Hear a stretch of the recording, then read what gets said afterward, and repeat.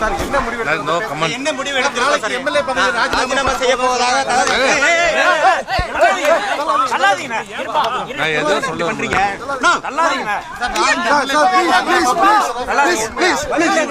வழி விடுங்க.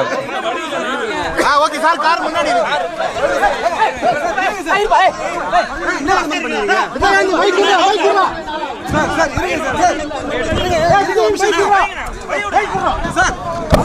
அவரு விடுங்க.